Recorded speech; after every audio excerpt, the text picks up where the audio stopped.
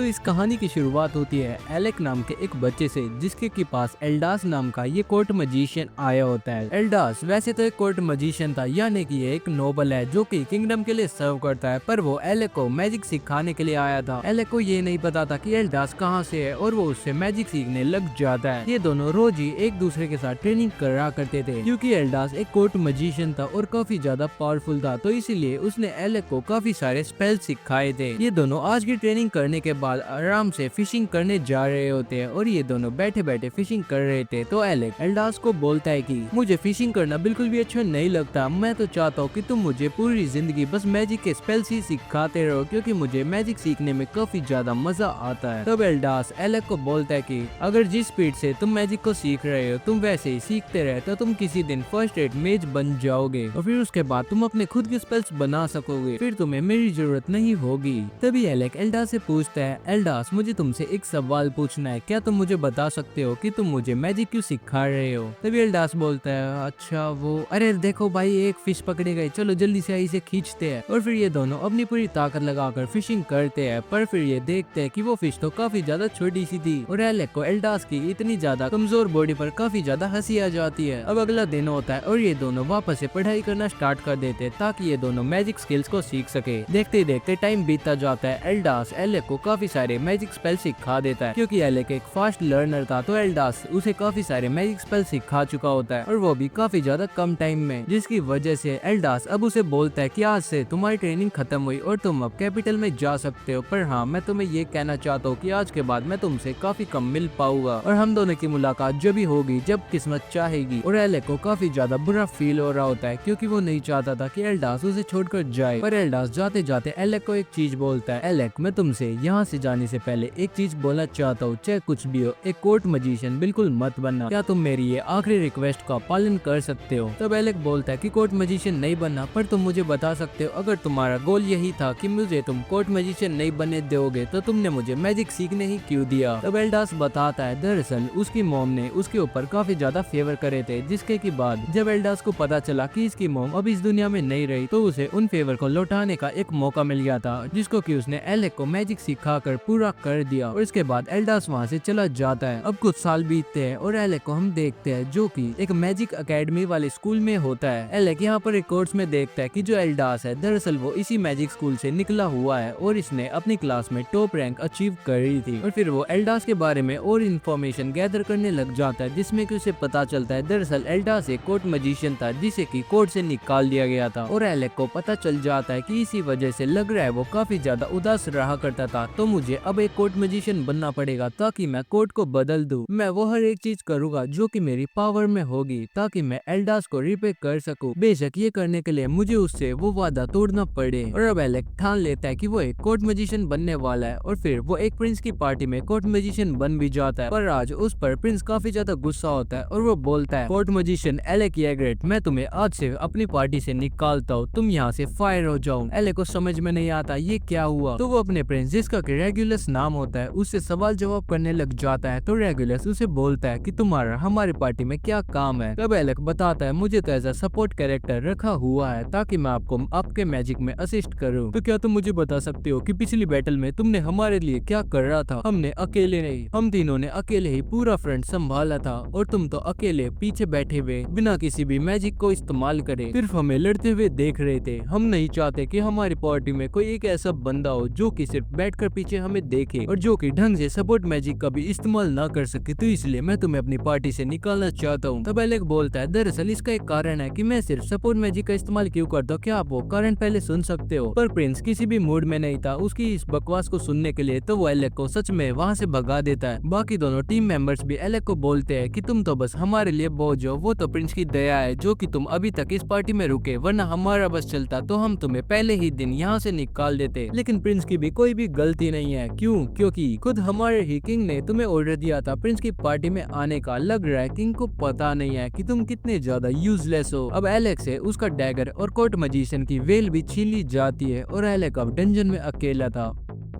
अब एलेक वापस से अपने घर पर आ जाता है, जहाँ पर वो अपनी रिसर्च टेबल पर बैठकर कुछ कॉपीज को लिख रहा होता है। बेशक इसे कोर्ट से निकाल दिया गया हो, पर इसकी लॉयल्टी अभी भी कोर्ट के लिए ही है, तो इसलिए ये प्रिंस के लिए डंजन में सरवाइव करने के लिए एक गाइड बुक को लिख रहा है, ताकि ये प्रिंस की हेल्प कर सके। रिपोर्ट फिनिश कर जब वो कोर्ट के अंदर जाने की कोशिश करता है, तो गार्ड्स उसे गेट पर ही रोक लेते और बोलते हैं कि अब तुम यहाँ पर क्या करने आए हो, लग रहा तुम्हें पता नहीं है, पर प्रिंस ने हमें ये ऑर्डर दिया है कि वो तुम्हें अपने पास एंटर होने की परमिशन ना दे, और वैसे भी आज से तुम कोर्ट मजिशियन नहीं रहे, तो फिर तुम यहाँ से भाग जाओ, तुम एक कॉमनर हो, कॉमनर। और तभी वहाँ पर लेनी नाम की इनकी एक टीममेट आ जाती है, जो कि एलेक को देखकर बोलती है कि लग रहा है तुम्हें तुम्हारी इज्जत प्यारी नहीं है, कोर्ट मजिशियन से निकाले जाने के भी बावजूद तुम यहाँ पर एंट्री करने की हिमाकत कर रहे हो, वो भी एक कॉमनर होकर। जल्दी यहाँ से चले जाओ, वरना प्रिंस तुम्हारी जान ले लेंगे। तभी एलेक उसे रोकते हुए बोलता है कि लेनी, मैं जानता हूँ तुम मुझे बिल्कुल भी पसंद नहीं करती, पर मैं तुम्हें बस ये बताना चाहता हूँ कि तुम इसे किंग तक दे देना, ये काफी ज्यादा इम्पोर्टेंट चीज है। लेनी उसके हाथ से उस डॉक्यूमेंट को ले लेती है, पर तभी उसी की आंखों के आगे उसे फाड़ कर फेंक देती है, और एलेक को कोर्ट से वापस से बाहर निकाल दिया जाता है।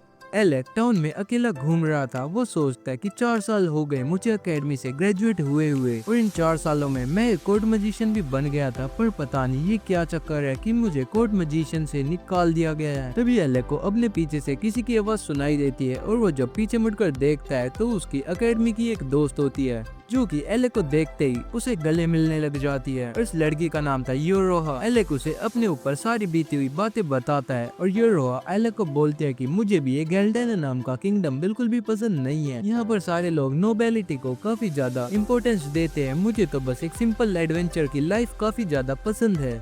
तभी एलेक उसे बोलता है वो सब तो ठीक है, तुम थोड़ा धीरे बोलो, अगर किसी गार्ड ने सुन लिया कि तुम नोबेलिटी के बारे में ऐसा बोल रहे हो तो तुम्हें जेल में डाल दिया जाएगा। तभी यूरोहा एलेक को बोलती है कि वैसे अगर मैं सच बताऊं तो मैं काफी ज्यादा खुश हूँ कि ऐसा सब कुछ हुआ, क्योंकि अब तुम हमारी पार्टी को ज्वाइन कर सकते हो एलेक। 4 साल पहले हम चारों ने सोचा था कि हम चारों मिलकर बड़े होकर एडवेंचरर की पार्टी को फॉर्म करेंगे, और आज तक हमारी टीम में तुम्हारे लिए जगह खाली है, तो क्यों ना तुम वापस से आकर हमारी पार्टी को ज्वाइन कर लो।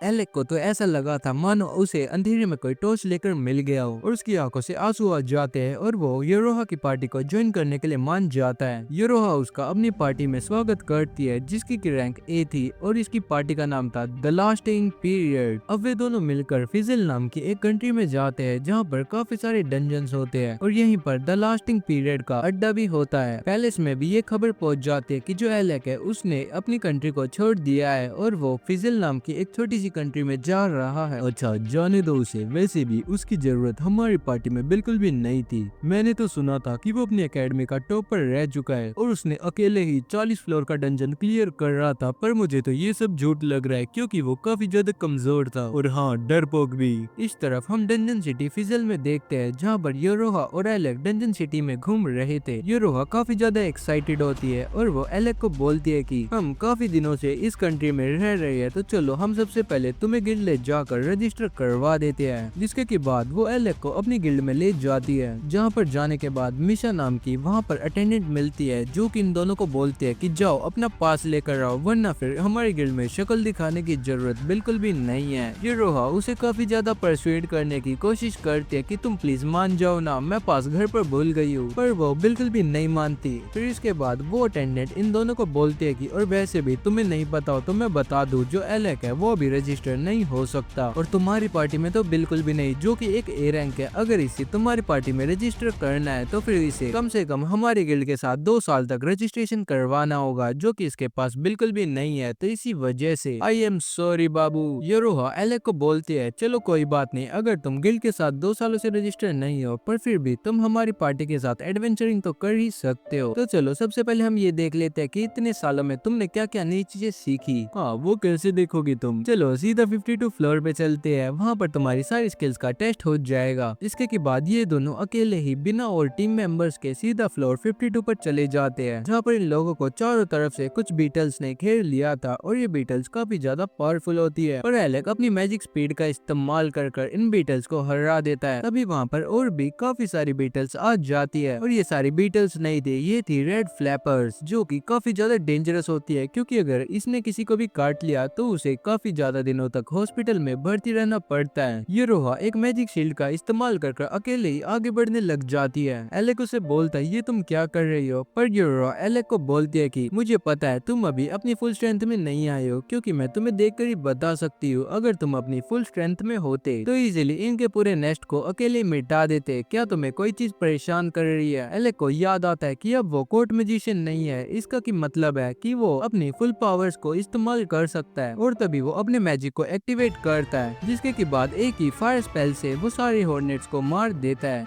पर तभी वहाँ पर और भी हॉर्नेट्स आ जाती है, जिसको कि देखने के बाद यूरोहा उनके चारों तरफ एक मैजिकल बैरियर को लगाती है और एलेक अपने एक पावरफुल मैजिक का इस्तेमाल कर सबको राख बना देता है। वे दोनों खुश हुए ही होते हैं। तभी वहाँ पर रेड फ्लैपर नाम का एक और मॉन्स्टर आ जाता है, जो कि यूरोहा को अपने मुंह में पकड़ लेता है। एलेक को याद आता है कि यूरोहा तो बस एक सपोर्ट मैजिशियन है, जिसका की मतलब है उसके पास कोई भी अटैक स्पेल नहीं है, तो उसी को कुछ करना पड़ेगा। और वो एक फायर ड्रैगन को समन कर लेता है, जिसके की बाद वो अपने एक ही अटैक में उस मॉन्स्टर का कचुम्बर बना देता है और यूरोहा को बचा लेता है। यूरोहा याद करती है कि डंजन में कैसे एलेक उन्हें बचाया करता था जब ये तीनों किसी बीस्ट को नहीं हरा पा रहे होते या फिर इनकी जान पर कोई बात आ जाती थी, तो एलेक अकेले ही सारे खतरे से बिट जाया करता था, जैसे कि एलेक कोई गॉड हो। और उस पुराने टाइम में एलेक और उसकी पार्टी ने अकेले ही फ्लोर 68 क्लियर कर दिया था, जिसको कि क्लियर करने के बाद ये अपनी एकेडमी में वापस चले जाते हैं, जहाँ पर सारे लोग इनका वेट कर रहे थे। ये चारों एकेडमी के टॉपर्स थे।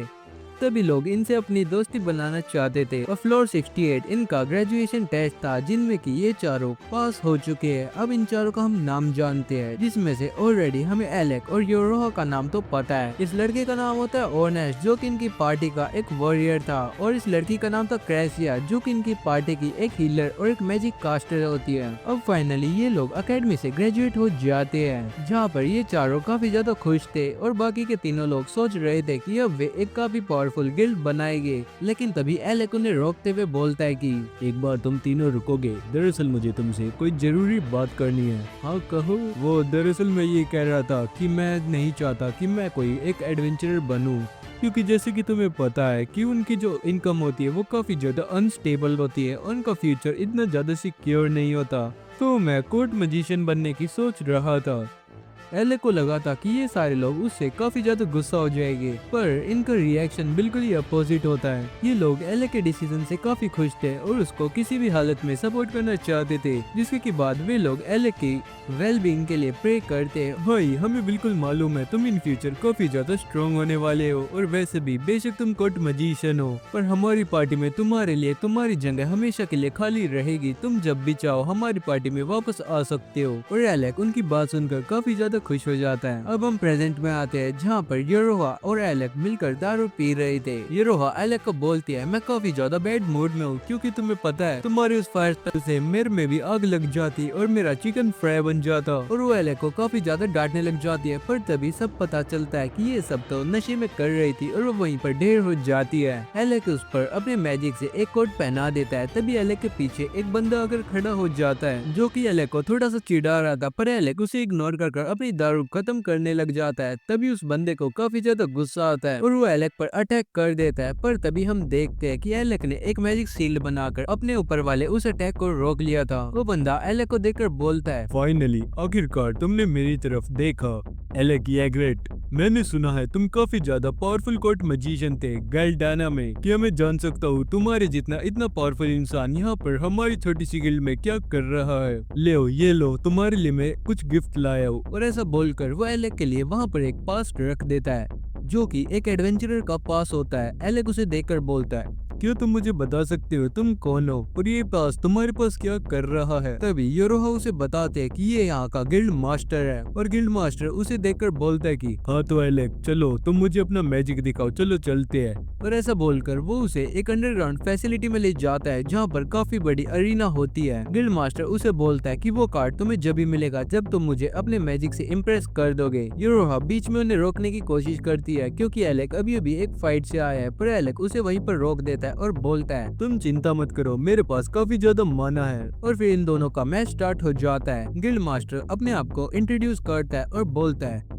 हेलो, मेरा नाम है लिवाइल स्टैंज और मैं यहाँ का गिल्ड मास्टर हूँ। एलेक उसका नाम सुनने के बाद बोलता है कि मैंने तुम्हारा नाम सुना है, तुम एक एसरेक एडवेंचर गिल्ड के टॉप मेंबर रह चुके हो और तुम उस गिल्ड के लीडर भी थे, है ना? वो काफी लंबे समय पहले था, अभी तो मैं तुम्हारा अपोनेंट हूँ। और ऐसा बोलते ही उन दोनों के बीच में मैच स्टार्ट हो जाता है। एलेक थंडरबोल्ट का इस्तेमाल करता है, गिल्ड मास्टर भी टोरेंट फ्लैश का इस्तेमाल करता है। दोनों एक दूसरे के अटैक को डॉज कर देते हैं। एलेक उस पर अटैक करने के लिए आगे बढ़ता है, पर तभी वो देखता है गिल्ड मास्टर ने जेट बूस्टर नाम की एक फिजिकल एनहेंसमेंट यूज करी थी, जिसके की बाद उसकी स्पीड काफी ज्यादा फास्ट हो जाती है और वो एलेक पर अटैक करने लग जाता है। एलेक उसका अटैक ब्लॉक करने की कोशिश करता है, पर एलेक की शील्ड टूट जाती है और गिल्ड मास्टर के अटैक का इतना ज्यादा फोर्स था कि एलेक पीछे जाकर गिरता है। एलेक अपने आप से बोलता है, मैं इनका अटैक कैसे डॉज कर सकता हूँ?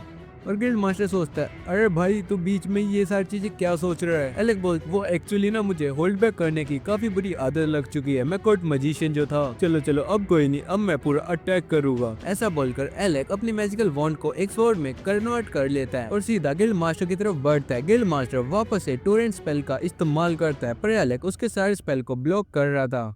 और जब इस बार गिल्ड मास्टर जेट बूस्टर नाम की उस फिजिकल एनहेंसमेंट को यूज करता है तो एलेक को ऊपर एलेक पहले से प्रिडिक्ट कर रखता है कि वो कहां पर अटैक करने वाला है और फिर उसी जगह पर थंडरबोल्ट का इस्तेमाल करता है, जिससे कि गिल्ड मास्टर एक जगह पर फ्रीज हो जाता है। और फिर इस सब के बाद एलेक अपनी मैजिकल स्वॉर्ड से उस पर स्ट्राइक करता है। एलेक को लगा था वो जीत गया, पर तभी वो गिल्ड मास्टर की तरफ नजर घुमा कर देखता है, जो कि और ज्यादा फायर्ड अप होता है। उसके चारों तरफ से एक हीटिंग ऑरा निकल रहा था और एलेक समझ जाता है कि अब कुछ खतरनाक होने वाला है। और गिल्ड मास्टर भी अपने एक वेपन को यूज करता है, जिसका की नाम था डेंगल, जो कि एक काफी पावरफुल आर्मर्ड ग्लव्स होते हैं। ये एक एंशिएंट आर्टिफैक्ट है जो कि टॉप क्लास एडवेंचरर्स के पास होता है जब ये डंजन्स में जाते हैं। हर एक आर्टिफैक्ट का अलग अलग काम होता है और इसके इस आर्टिफैक्ट का काम था हीलिंग प्रोवाइड करना और फिर सारे के सारे मैजिक अटैक से बचना। अब जब वो एलेक की तरफ बढ़ता है तो एलेक बड़ी मुश्किल से उसे डॉज कर पाता है और फिर वो देखता है जिस जमीन पर वो अटैक हुआ था उस जमीन का तो कचुम्बर बन गया था। पर फिर भी एलेक उस पर लाइटनिंग मैजिक का इस्तेमाल करता है, पर इस बार उसका कोई भी असर नहीं था। वापस से वो गिल्ड मास्टर के एक और पंच को ब्लॉक कर देता है और देखता है कि उसका आर्टिफैक्ट उसे हिल कर रहा है, पर एलेक उसे बोलता है कि मैं तुम्हें हिल नहीं होने दूंगा और उस पर कंटिन्यूअसली अटैक करने लग जाता है। इन दोनों के बीच में अब बस रो पावर से लड़ाई हो रही थी और जैसे गिल्ड मास्टर देखता है कि एलेक इससे रो पावर में भी आगे बढ़ रहा है तो उसे काफी ज्यादा गुस्सा आता है और वो क्रैश आउट कर जाता है, जो कि एलेक को भी एक्साइटेड कर देता है। और एलेक भी जब उस पर अटैक करता है तो उसकी जो स्वॉर्ड होती है वो बीच में ही टूट जाती है और हमें पता चलता है दरअसल एलेक का माना रन आउट हो चुका है, जिसका कि मतलब है एलेक अब कंटिन्यू नहीं कर सकता और इस फाइट के विनर होते हैं हमारे गिल्ड मास्टर।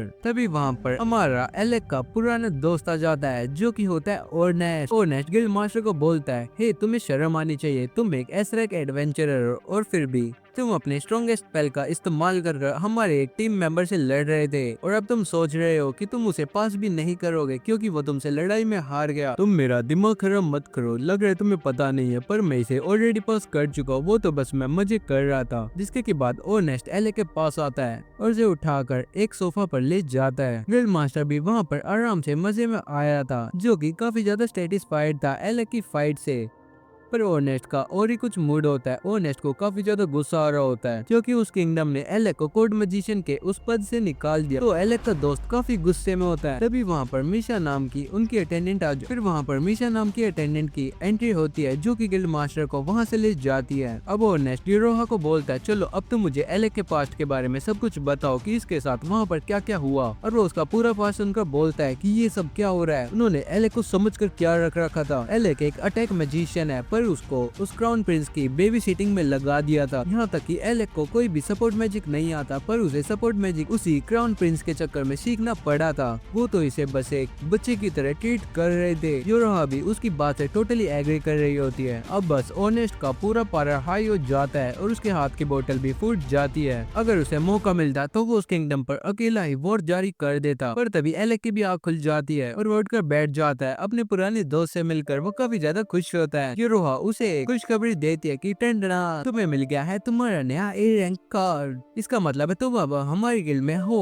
और नेक्स्ट एलेक के पास आता है, अबे ओए उस सब को तो छोड़, चलो रिवेंज लेते हैं तुम्हारे उस क्राउन प्रिंस के ऊपर, हम कह लेना कि ऐसी तैसी कर देंगे। एलेक बोलता है तुम शांत रहो ऑर्नेस्ट, वैसे भी मुझे उन पर कुछ भी गुस्सा नहीं आ रहा। पर ऑर्नेस्ट बिल्कुल भी नहीं मानता, वो चाहता था कि एलेक जाकर सीधा उस क्राउन प्रिंस के 2 थप्पड़ लगाए। एलेक उसे समझाता है वैसे भी 2 पार्टीज के बीच में लड़ाई करना एक क्राइम माना जाता है, और वैसे भी मैं अपने सारे पास्ट को भुलाकर तुम्हारे साथ नई एडवेंचरिंग एंजॉय करना चाहता हूँ। तभी ऑर्नेस्ट को एक आइडिया आता है और वो बोलता है हाँ तुमने सही कहा, चलो हम वर्ल्ड की नंबर 1 गिल्ड बन जाते हैं, जिसके की बात तुम्हारे क्राउन प्रिंस को पता चलेगा कि उसने क्या खोया है, और अगर वो फिर हमारी तरफ बढ़ा तो हम उनकी ऐसी कर देंगे। जिसके की बाद ये दोनों एग्रीमेंट बना लेते हैं कि उन्हें क्राउन प्रिंस का क्या करना है। इधर हम गिल्ड मास्टर को देखते हैं, जिसके की सामने एक घायल एडवेंचरर बैठी होती है। दरअसल ये लड़की एक एसरंग गिल्ड की मेंबर होती है, जो कि गिल्ड मास्टर के पास एक गंदी न्यूज लेकर आई थी, जिसमें कि ये बताती है कि इसकी पूरी पार्टी एक डंजन में फंस चुकी है। वो गिल्ड मास्टर को बोलते हैं कि जितने हो सके उतने एडवेंचरर्स को इकट्ठा करो, हमें एक इमरजेंसी क्वेस्ट पर जाना पड़ेगा, क्योंकि हमारी पूरी पार्टी वहाँ उस घटिया से डेंजर फ्लोर पर अटकी हुई है। सिर्फ मैं ही हूँ जो एस्केप कर आ चुकी है।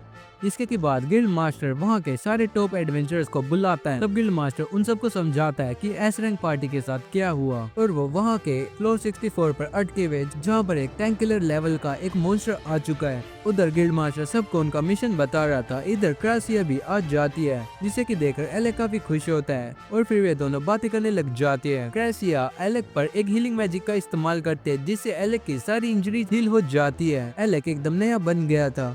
एलेक उसका थैंक्स बोलता है, और वो बोलते हैं चलो कोई बात नहीं। तभी वहाँ पर उनके दोनों टीम मेंबर्स भी आ जाते हैं, और नेस्ट काफी ज्यादा खुश होता है। और नेस्ट उन्हें बोलता है चलो हमारे लायक कोई काम मिल गया है, हमें एक ऑसम एडवेंचर पर जाना पड़ेगा। जिसके के बाद वो एलेक को सारी चीजें बताता है कि कैसे एक एस रैंक पार्टी एक टैंक किलर लेवल पर अटकी हुई है, और उन्हें इमरजेंसी में उनकी हेल्प करने जाना पड़ेगा। एंड वहाँ की खासियत है कि वहाँ पर कोई भी हीलिंग मैजिक का इस्तेमाल नहीं हो सकता, और वहाँ पर सिर्फ पोशन से ही काम चलाना पड़ेगा। क्रासिया और पर इस मिशन को एक्सेप्ट करने की वजह से काफी ज्यादा गुस्सा होती है। वो बोलती है कोई बेवकूफी होगा जो ऐसे मिशन को एक्सेप्ट करेगा, और फिर इन दोनों में लड़ाई स्टार्ट हो जाती है। इधर एलेक यूरोहा से पूछता है, और यूरोहा एलेक को बताते हैं कि कैसे क्रिस्टा नाम की एक उनकी पार्टी की मेंबर भी यहाँ पर आ चुकी है, जिसने की इन्हें ये घटिया न्यूज दी है।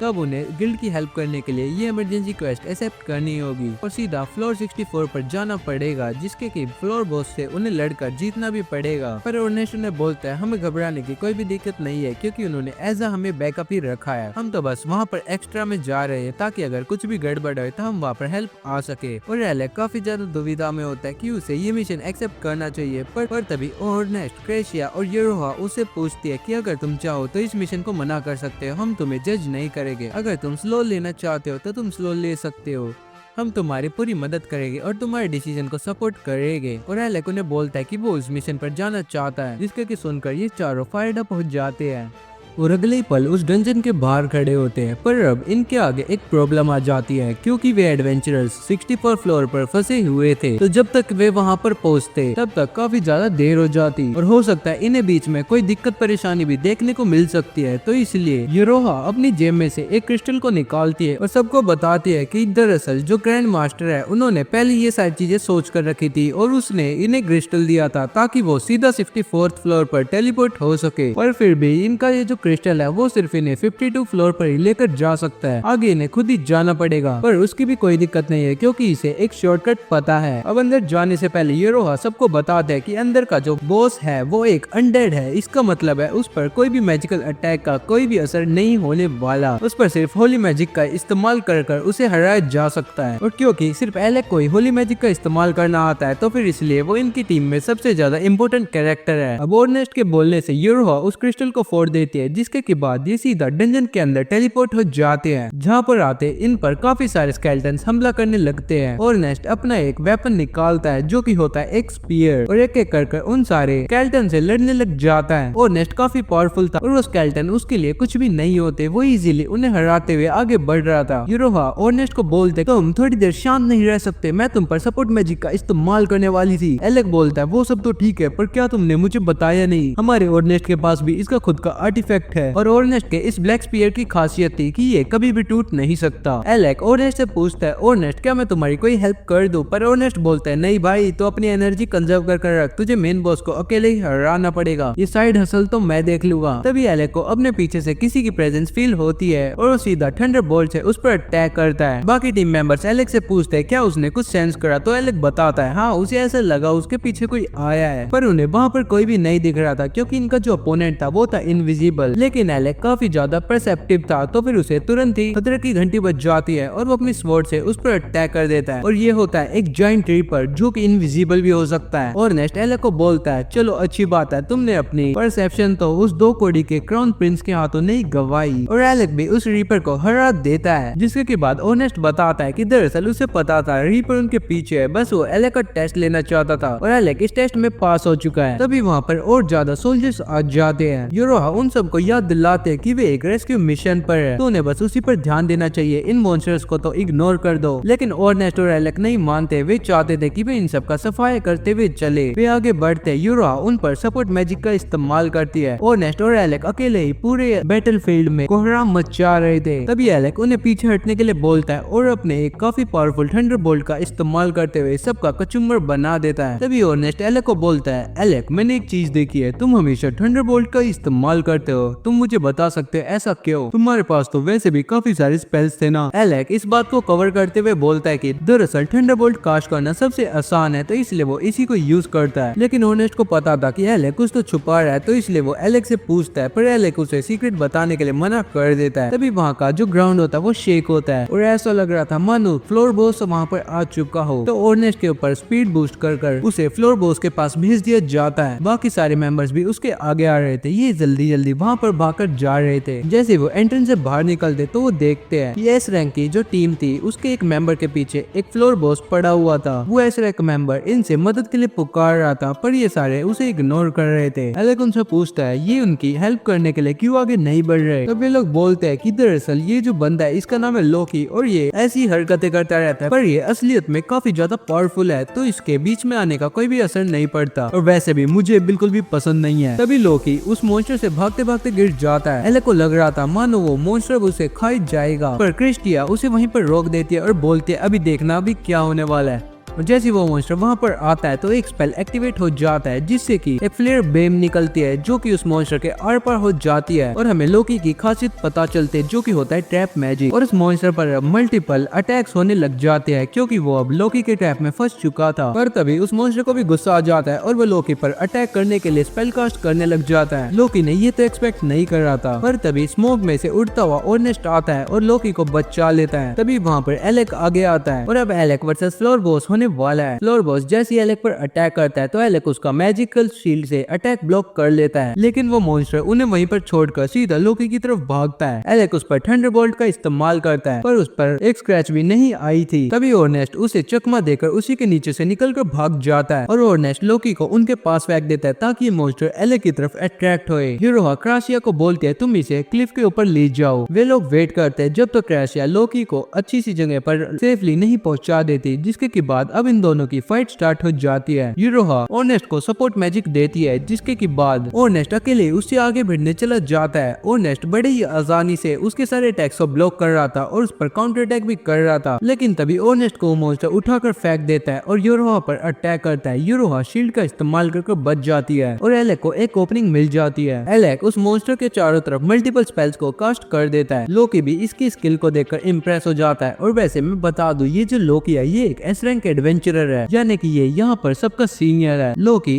क्रासिया को बोलता है क्या ये काफी ज्यादा जीनियस इंसान लग रहा है, इसने काफी सारे स्पेल्स अकेले ही कास्ट कर दिए। क्रासिया उसे बोलती है अभी तो तुमने देखा नहीं है हमारा एलेक क्या कर सकता है, और तभी और काफी सारे मल्टीपल स्पेल्स एलेक उस मॉन्स्टर पर कास्ट कर देता है। और ऑर्नेस्ट के वहाँ से हटते ही एलेक को सिग्नल मिल जाता है और वो फिर सारे स्पेल से थंडरबोल्ट को कास्ट करता है, जो कि एक साथ उस मॉन्स्टर के ऊपर जाकर सीधा कनेक्ट हो जाते हैं। एलेक को लगा था मानो वो जीत गया, पर तभी मॉन्स्टर उनके उन स्पेल से बाहर निकलता है और एलेक पर अटैक करने लग जाता है। तभी क्रासिया पीछे से बो एंड एरो लेकर उस पर अटैक करती है और एक और नए स्पेल से उस पर हमला किया जाता है। यूरोहा उसे चेन में बांध लेती है और नेस्ट भी अपने वेपन का इस्तेमाल करते हुए उसे घायल कर देता है और एलेक 4 डायरेक्शनल सील नाम के मैजिक का इस्तेमाल करता है जो कि ग्रेविटी के फोर्स को काफी ज्यादा हाई कर देता है। लेकिन वो मॉन्स्टर तभी भी नहीं मानता, वो फिर से उस पर अटैक करता है। एलेक उस मॉन्स्टर को बोलता है, लग रहा है तुम मुझे काफी ज्यादा अंडर एस्टिमेट कर रहे हो, पर मैं तुम्हें बता दूं मेरे पास एक ऐसा स्पेल है जो कि तुम्हारी चटनी बना देगा, वो भी तुम्हारी मैजिकल पावर से। और ये एक ऐसा स्पेल है जो कि सिर्फ मैं और मेरा मास्टर यूज कर पाया है। और जैसे ही उसका मैजिकल अटैक होता है, एलेक रिफ्लेक्ट नाम के एक मैजिक का इस्तेमाल करता है जिससे कि उसका अटैक उसी पर लग जाता है और एक काफी बड़ी एक्सप्लोजन हो जाती है। अपने अटैक को खुद ही खाने के बाद भी मॉन्स्टर नहीं मरा था। एलेक को पता था ऐसे ही कुछ होने वाला है, तो वो हेलियस फ्लेम नाम के एक और मैजिक स्पेल का इस्तेमाल करता है जिससे कि वो मॉन्स्टर राख बन जाता है। लेकिन एलेक जैसे ही मुड़ता है तो फिर वो मॉन्स्टर वापस से उस पर अटैक करने वाला होता है और ऑर्नेस्ट उस मॉन्स्टर के 2 टुकड़े कर देता है। सारे लोग काफी ज्यादा खुश होते हैं, उनके टीम वर्क ने एक फ्लोर बॉस को हरा दिया है। तभी वहाँ पर लोकी भी आ जाता है और वो बोलता है, मुझे पूरा यकीन था लास्टिंग पीरियड इस टारगेट को अकेले ही अचीव कर लेगी। लोकी आकर एलेक के आगे अपने आप को इंट्रोड्यूस करता है और बोलता है, मुझे तुम्हारे बारे में सब कुछ पता है, तुम एक कोर्ट मैजिशियन रह चुके हो ना एलेक येग्रेट, और हाँ मैंने तो ये भी सुना है तुमने एक हाइड्रा को अकेले ही हरा दिया था। एलेक उसे बोलता है, लग रहा है तुमने गलत सुना है, मैं कोर्ट मैजिशियन था, अब मैं कोर्ट मैजिशियन नहीं हूँ। और लोकी को यकीन नहीं होता कि कोई कोर्ट मैजिशियन जैसी इतनी प्रेस्टिजियस पोजीशन को भी छोड़कर यहाँ पर नॉर्मल सी एडवेंचरिंग करने आ सकता है। जिसके के बाद वह यूरोहा को थैंक यू करने लग जाता है। जिसके के बाद लोकी उससे सीधा मुद्दे की बात पर आता है और बोलता है, मुझे क्या तुम थोड़े हीलिंग पोशंस दे सकते हो, क्योंकि मैंने अपने सारे टीम मेंबर्स को अपने हीलिंग पोशंस दे दिए थे। पर नहीं समझ में नहीं आ रहा होता ये क्या बोल रहा है, यही तो फ्लोर बॉस था, तो इसके टीममेट वहाँ पर क्या कर रहे हैं हीलिंग पोशंस के साथ। लोकी उन्हें बताता है, जिसे तुमने हराया वो फ्लोर बॉस तो था ही, पर यहाँ पर एक से ज्यादा फ्लोर बॉस है, यहाँ पर टोटल 2 फ्लोर बॉस है और जो दूसरा वाला है उसी से हमारी टीम अभी लड़ रही है। और ये जिस फ्लोर बॉस को तुमने हराया है ये काफी ज्यादा लो पावर फ्लोर बॉस था, दूसरे वाले का आईक्यू तो मेरे बराबर का है। अब बाकी लोग लोकी से उस दूसरे फ्लोर बॉस के बारे में पूछते हैं तो वो बताता है कि वो असली जो फ्लोर बॉस है वो एक अनडेड है और उसका आईक्यू काफी ज्यादा हाई है। वो एक नाइट क्लैड के एक ब्लैक आर्मर में आया हुआ है, उसके अंदर कुछ नहीं है, पर उसे जितनी बार भी काटो वो वापस से रेजरेक्ट हो जाता है और उस पर फिजिकल अटैक्स का कुछ भी असर नहीं होता, पर हाँ उसे थोड़ा टाइम भी हमें मिल सकता है। तो वो एलेक की तरफ मुड़कर बोलता है, हाँ तो एलेक ये लो मैं तुम्हारे लिए एक गिफ्ट को लाया हूँ।